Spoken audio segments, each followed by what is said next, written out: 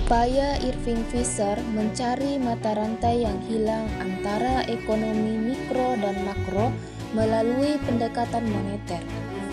Fisher dikenal sebagai pelopor aliran monetaris dan pengembang utama teori kuantitas uang yang berupaya menjelaskan hubungan antara jumlah uang, harga, dan aktivitas ekonomi. Ia adalah sosok yang sangat ambisius, produktif, menulis lebih dari 30 buku, sekaligus eksentrik, bahkan berhasil menjadi jutawan lewat penemuan Rolodex. Namun, kehidupan Fisher penuh paradoks. Ia menderita penyakit serius, berjuang melawannya sepanjang hidup, dan tetap aktif secara intelektual. Ia pernah dijuluki Oracle of Wall Street karena kepercayaan dirinya dalam memprediksi ekonomi. Tetapi justru salah besar menjelang depresi besar pada tahun 1930-an. Keyakinannya bahwa stabilitas harga di tahun 1920-an mencerminkan stabilitas ekonomi membuatnya tersesat. Secara teoretis, kelemahan Fisher terletak pada model moneternya. Ia memperlakukan kapital sebagai dana, terlalu menekankan stabilitas harga, dan kurang memperhitungkan dinamika keuangan serta krisis. Kesalahan ini berujung pada kebangkrutan pribadi, dan ia meninggal dalam keadaan miskin. Meski demikian, kontribusi Fisher tetap fundamental, terutama dalam perumusan matematis teori kuantitas uang. Karyanya terus dipelajari, meskipun juga menuai banyak kritik karena penyederhanaannya terhadap kompleksitas ekonomi nyata. Di awal abad ke-20, ekonomi dunia kehilangan arah. Muncul Ludwig von Mises, sosok dengan niat sekeras besi dan pikiran sekuat baja. Di usia 31 tahun, ia menemukan mata rantai yang hilang, menghubungkan teori uang dengan teori nilai subjektif, marginalitas. Mises menegaskan bahwa uang bukanlah alat pemerintah, melainkan komoditas pasar lewat teorema regresi.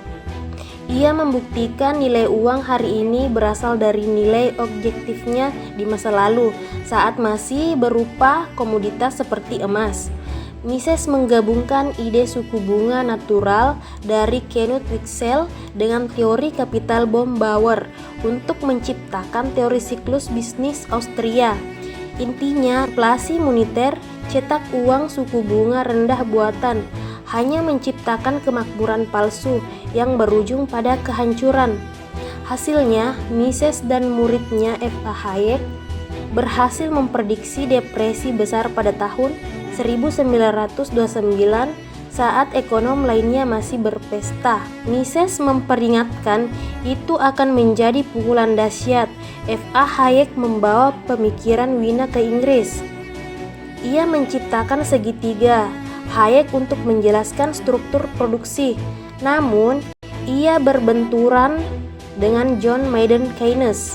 Keynes menang secara politik karena menawarkan solusi instan, intervensi pemerintah, sedangkan Hayek kalah populer karena menawarkan obat pahit, penghematan, dan pasar bebas. Saat Nazi menguasai Wina, kebebasan hilang dalam semalam. Mises dan Hayek harus mengungsi. Mises berakhir di Amerika sebagai orang asing di dunia baru yang sudah didominasi paham sosialis dan Keynesian. Bahkan sebuah pertemuan, Mises sempat membentak rekan-rekannya, "Kalian semua gerombolan sosialis," karena dianggap terlalu berkompromi dengan intervensi negara. Di masa pengasingan, Mises menulis mahakaryanya Human Action yang mendefinisikan ekonomi sebagai ilmu tentang pilihan manusia. Meski model Austria sempat tidak populer karena sifat yang kaku terhadap standar emas, sejarah berputar pada tahun 1974. Setelah Mises wafat, Hayek memenangkan hadiah Nobel. Ini menandai kelahiran kembali aliran Austria. Pesan utama mereka tetap relevan. Inflasi tidak memiliki manfaat sosial, dan pemerintah tidak bisa terus-menerus memanipulasi suku bunga tanpa menciptakan krisis. Dengan demikian, uang adalah netral, Mencetak uang tidak menambah kekayaan real masyarakat. Suku bunga adalah sinyal. Jika dimanipulasi, ekonomi akan salah arah. Kebebasan adalah mutlak. Tanpa kebebasan ekonomi, tirani akan selalu membayangi.